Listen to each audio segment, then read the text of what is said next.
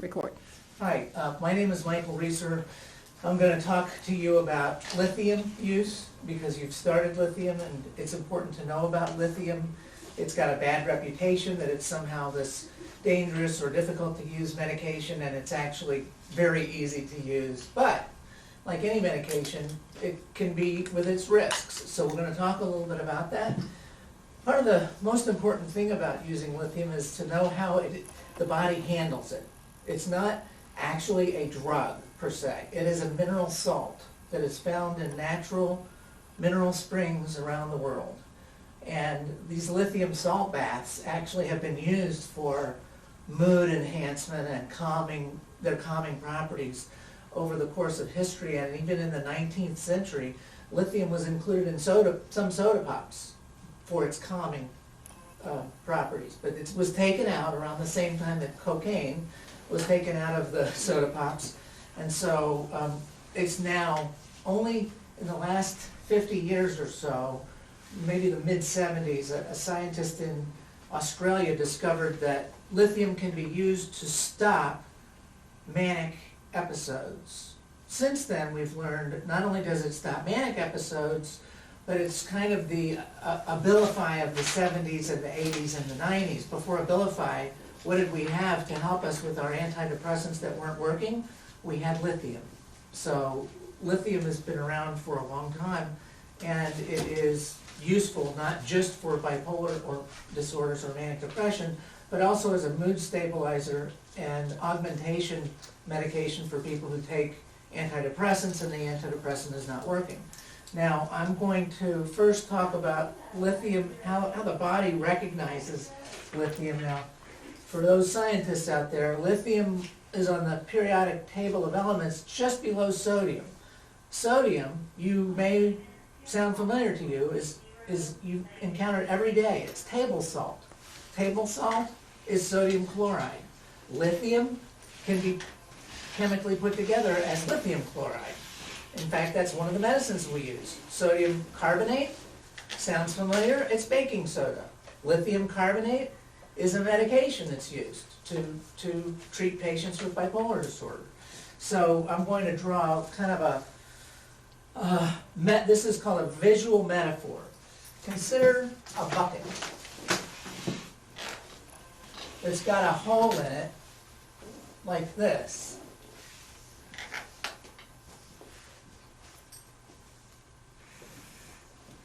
And into this bucket, lithium enters. This is the body.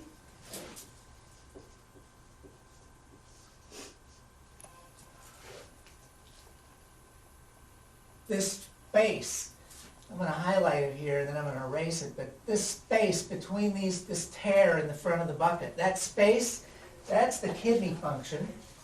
Kidney functions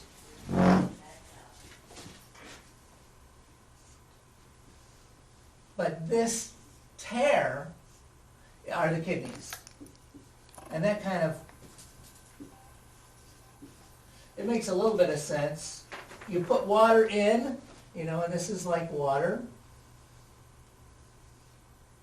And water comes out as urine. So the lithium comes in orally, it starts to fill up the bucket. And as it fills up the bucket, you'll notice that it can now run out of the bucket, which is exactly what happens. The more the level is higher, the faster the lithium comes out. So in this metaphor, once the lithium is going in at a certain fixed rate, it will start to come out. And over time, the rate will stop increasing. It'll stabilize. So in a graphic form,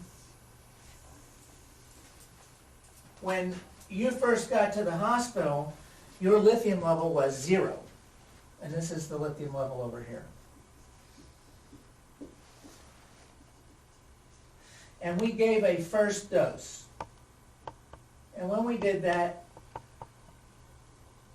if we had not given any other lithium, that's what would have happened to your lithium level. It would have gone up a little bit and then it would have peed out over the course of days.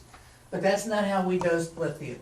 We gave a second dose and a third dose. Here's what the second dose would have looked like, right? If we had never given a third dose, but we don't do it that way, we give a third dose. So here's your third dose, and a fourth dose, and a fifth, sixth, seventh, eighth, ninth, 10th, 11th, 12th, 13th, 14th, etc. Okay, so that's what happens when you take lithium twice a day. Now I'm going to give you a little anatomy of this graph. This is what your blood, if I had a catheter in your wrist, and when I was measuring your lithium, this is what the lithium level would look like. So after each dose, it jumps up, and then it falls. And then it jumps up because I take a next dose, and then it's absorbed, because it's absorbed fast, and then it falls out as it comes out of the kidneys. You guys with me? Mm-hmm. Okay. So you'll notice something interesting about this graph, is it starts off with a kind of a slope to it, and then it flattens out. The time for flattening it looks like it's about here. 1, 2, 3, 4, 5, 6, 7, 8, 9, 10. It's about here. 10th dose, which is 5 days.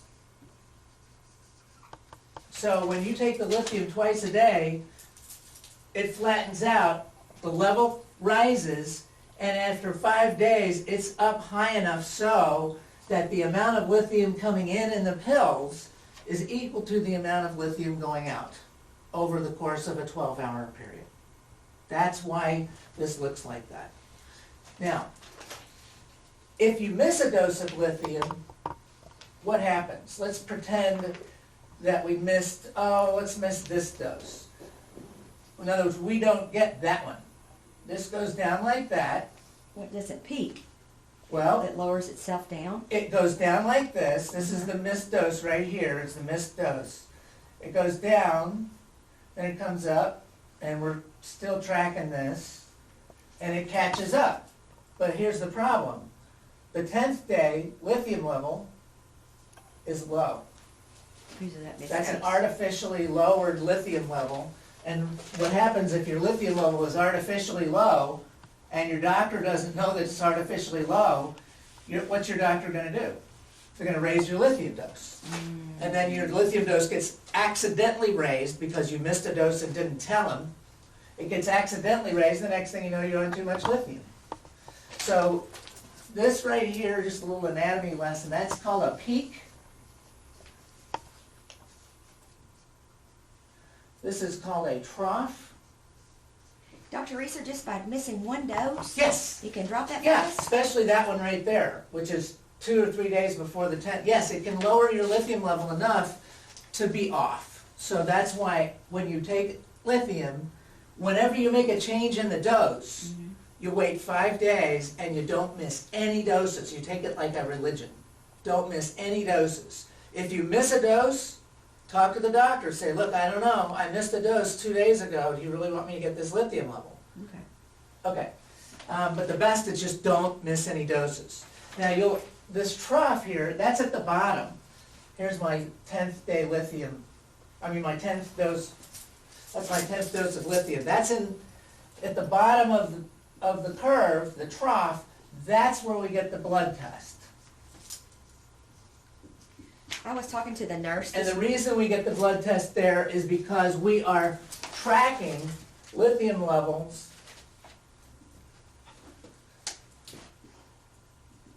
like that, and we measure the lithium level at the bottom, okay? If we measured lithium level at the top, your level would always be too high, because we've calibrated lithium blood tests to be the bottom of the lithium curve. Now, that means that if I go in on this day, I take my lithium dose, and I go into the laboratory 2 hours later, or 3 hours later, where's my level going to be? It's going to be up here somewhere. Peak is going to be where it should be. Your level, it's there, it's supposed to be there, but for the blood test purposes, we check our blood tests at the bottom. We check our blood tests at the bottom. So if you take your lithium and go in and get your blood test, within a few hours, maybe even less than 12 hours, you need it at the trough. It needs to be at the bottom. So I take my lithium dose at 7 a.m. By 3 or 4 hours, it's high, and then it falls down by 7 p.m. before I take my next dose. That's when I get my blood test. That's when I get my blood test. If I get my blood test, if I take my lithium and wait for a few hours and get my blood test, my actual body lithium level is going to be up here, and the doctor is going to hear that my actual lithium level is up there instead of down here, and it's narrow therapeutic range. The distance between a normal lithium level and a too high lithium level is a narrow range. Wow. So you have to get these lithium tests done just like this. Do you have any questions about that? No. Okay, so what's important is anything that affects, this is the kidneys, that was kidney function, anything that affects the distance between these two is going to affect the lithium level. Well, remember, what is that? What is that? That's the kidneys. So anything that affects the kidneys will affect that. So let's look at number 1. I told you already, number 1 is missed doses of lithium can cause danger of lithium toxicity later because the doctor sees the missed dose, there's a missed dose, they see that missed dose later on, and that can cause the doctor to accidentally raise your lithium level. I mentioned in number 2 here, lithium levels are drawn at the trough, which is the low part of the lithium curve. And then we're at number 3 now, any medication or condition that affects kidney function will affect lithium level by the way the kidney handles sodium and water. So if I'm dehydrated, guys, look at this, don't read that. Look at this. Okay. If I'm dehydrated, the kidneys don't just get rid of lithium, they also get rid of sodium, that's salt. So anything that gets rid of sodium, the body detects that. If my sodium level is low, my kidneys are going to respond to a low sodium by trying to retain sodium. So it's going to shut down the kidney function, and in that narrow space, if I'm dehydrated, I'm still taking my lithium, the body is trying to hold on to sodium, which is salt, Yeah. and my lithium level is going to rise. So that's where, number 3, any medication that does the same thing, any medication that does the same thing of changing your kidney functioning is going to alter your lithium level. We'll talk about what drugs do that, what conditions do that. So what are the conditions that you as a lithium user need to know about? Take. Diarrhea, dehydration, Vomiting. Exercise. vomiting, exercise with a lot of water. So my marathon runners and my long distance bikers, they have to rehydrate with something that's not just plain water. I'll explain that in a minute. But that's the important part, is if you lose sodium for any reason, lose salt from the body for any reason, and that includes drugs. If a drug you're given squeezes sodium out, like the water pills, if the water pills squeeze sodium out, it could affect lithium level. So these are the conditions that you have to watch for. If this is going on and you're on lithium, be careful. You know, you might need to lower your lithium dose temporarily while you're sick. Cut it in half, say. I'd rather have a low lithium level than a high lithium level. Low levels put you vulnerable to mood swings. High levels can cause lithium toxicity, which is physically dangerous. Okay, how much time do I have? Doing good.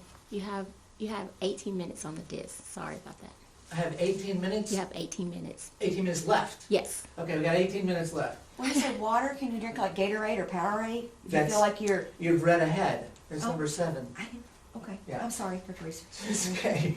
So, what drugs cause these kidney functions to change? Well, salt, actually. If I were to take a change in my salt consumption, so I go out and I really chow down on a whole bunch of chips with salt, or I join my friends and, hey, let's go on a salt restriction diet. I know I'm supposed to salt restrict because I've got high blood pressure. Let's salt restrict. Well, what happens when you salt restrict? The kidneys really close down and your lithium level goes up. If I eat tons and tons of chips and salsa and salt and all of that stuff, this extra sodium that's in that salt, what's going to happen is my kidneys are going to say, wow, that's too much salt. I need to get rid of the sodium. And lithium follows sodium. Remember, it's underneath it in the periodic table. So if this spreads out because I have taken in a bunch of salt, or I've taken a drug that pushes that out like that, it could drop my lithium level. Usually that's not as dangerous as the salt restriction. Salt restriction is what we care about more than too much salt, because this lower lithium levels I'm not as worried about temporarily than high lithium levels. And I'll explain that before we're done. So let me mention about medications, because I keep talking about medicines that can affect the distance between this point and that point. Anything that affects the distance between these 2 points is going to affect the lithium level, because it affects how fast the water leaks out of this bucket. Okay, so drugs that affect this.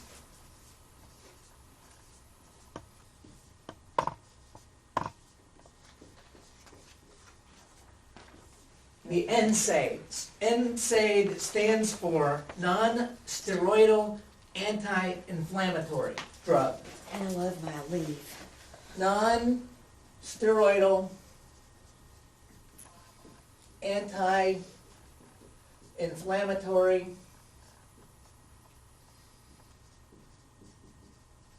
also known as arthritis meds.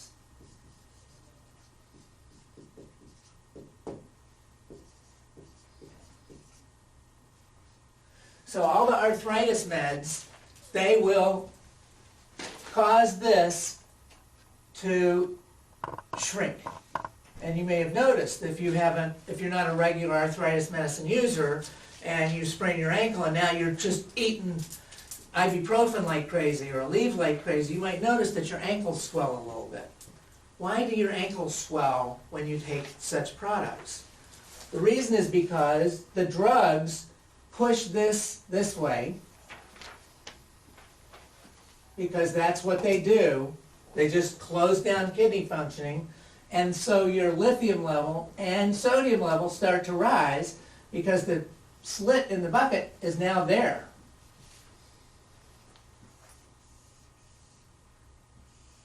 So the level is going up because the amount coming out has slowed. When the amount goes out that's slowed, the water level rise is taking with it sodium and lithium. The sodium makes your ankle swell, and the lithium makes your lithium level go up. So when in doubt, number one, if you're on an anti-inflammatory medicine, that's fine. Don't change the dose. Stay on that dose. If you make a big change in your anti-inflammatory, this little graph is going to change. And when it changes, you want to be there to know that it's happening. So avoid changes in your NSAID unless the lithium dose is checked. Is Flexeril, is that? Flexeril is not a Okay. NSAID. Flexeril Okay. is a muscle relaxant. So I can still have And it. muscle relaxers have nothing to do with lithium. Okay. You can stay on anything that you're on as long as you measure the lithium level. So even if my doctor says, okay, you've had a heart attack, I want you to take this non-steroidal anti-inflammatory for the rest of your life so you don't get strokes and clots and this and that, all I have to do is start the drug, get my lithium level done. How many days do I wait? 5. 5 days, I get my lithium level done, and then if it's high, my doctor lowers my lithium dose. If it's low, my doctor raises my lithium dose. But there's nothing you can't do just because you're on lithium. There's nothing you can't do just because you're on lithium. All you have to do is change the lithium dose and change the blood level that way, Okay. okay? So, what else can cause this to move inward like this? I mentioned these dehydration states. You mentioned rehydration. With So Gatorade or Gatorade, what is the, Powerade. why is Gatorade important to rehydrate with? Because it Because has that. Gatorade contains sodium, and when you load the body with sodium, you're drinking liquid sweat, basically. So the body is filled with natural sodium-containing water, so it's not fooled. The brain, the kidneys, they detect that extra sodium, and they know, I don't need to shut down anymore, I can widen up a little bit. So in those dehydrated states, this V shuts down. In the dehydrated states, while the V is shut down, if somebody gives me sodium in my water, it opens up. If they just rehydrate me with water and no sodium, it stays tight. The kidneys still think that they're hanging on to sodium because you've just replaced water, you haven't replaced sodium. All that sodium I lost, vomiting, diarrhea, exercising, working on the roof, sweating my brains out, and I'm just drinking water. So, rehydrate with Gatorade. That is number 7 on this list. Thank you. When in doubt, if you need something for pain, take Tylenol. Tylenol is not an NSAID, so Tylenol is perfectly fine. There's also a boatload of drugs that are made that have no effect on the kidneys, that are pain medicines. All of the opiates, like even Tramadol, Darvon, Loracet, all of those contain no anti-inflammatories, so they're all safe. Okay, next. Buy all your medicines from the same pharmacy. So you go in and buy your, how much time do I have left? You just keep on, you got like 10 minutes. Okay, buy all your medications from the same pharmacy. When you go in, the pharmacist is supposed to know what drugs you're on. They do that computer thing, and they'll see, oh, you're getting this drug, hey, you're on lithium. So this drug has caused my computer to light up with all these bells and whistles. You need to tell your doctor that these two drugs interact with each other. And then that's how they're supposed to know. But what about the over-the-counter stuff? A lot of these are over-the-counter. Ibuprofen, Aleve, they're all over-the-counter. So you can poison yourself with general over-the-counter meds unless you know that what you're doing is causing your lithium level to change. So when in doubt, number 10, when in doubt, ask the pharmacist. Here, I'm about to start this medicine. Do I need to change my dose of lithium? And if the doctor has prescribed a drug, and this happened to me once, the doctor prescribed diclofenac to a patient who was on lithium.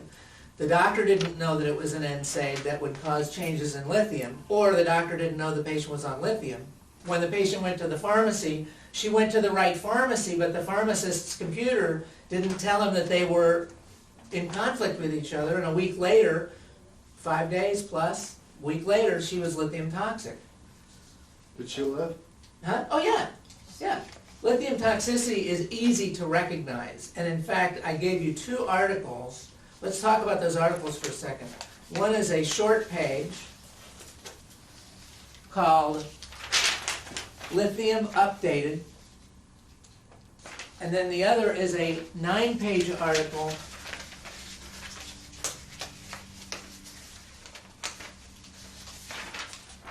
called Lithium Patient Information.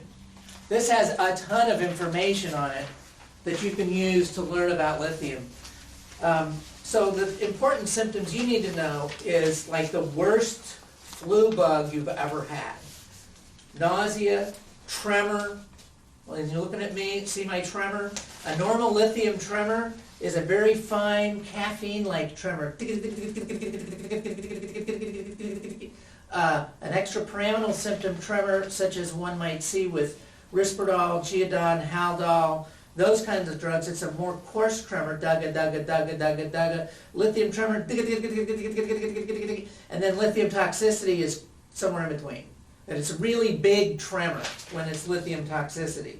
So tremor, nausea, vomiting, weakness, confusion, coordination trouble, trouble walking, these are the things that you want to watch for with lithium toxicity. What should you do if you wonder, gosh, am I lithium toxic? I'll try to call the doctor. No, that's not what you do. If you think you might be lithium toxic, stop your lithium. Get a lithium level. You know, lithium levels are as easy as getting your temperature taken in an emergency room. It's not hard to do. Okay, so lithium overdoses can melt the back part of the brain called the cerebellum. That can also kill off kidney tissue. So don't ever, ever, ever try to kill yourself with lithium. Because if you do, you might wind up in a coma, on a gurney, with your kidneys out, you can't walk, you can't eat, you're on a feeding tube, and you're on dialysis. It's the worst nightmare of a suicide attempt. Do not ever do that. Again, when in doubt, go to the lab for a lithium level, talk to your doctor about your lithium level. What is a normal lithium level? 0.6 to 1.2. And this is so variable. I have patients on lower than this, I have patients on higher than this, but this is a general rule of thumb. If your lithium is outside of that, you should be wondering if it's right, you should call your doctor. And then check your lithium level at least a couple times a year. Check your thyroid tests a couple of times a year. Check your kidney function tests a couple of times a year. You do not have to get real frequent lithium level changes unless something is happening to you that's causing your lithium level to change. Do you have any questions? That was great. Man, there's so much information. I just feel safe taking it. Huh? I feel safe taking it. Like, I feel safe taking it too. Oh, yeah. Was this handout okay for you? It was awesome. Like, I can read Yes. through it without any concern. Okay. And plus, I mean, it's hard to memorize all of it, but at least I You can did? look over it. Michael Rieser, psychiatrist, Lexington, Kentucky, saying goodbye.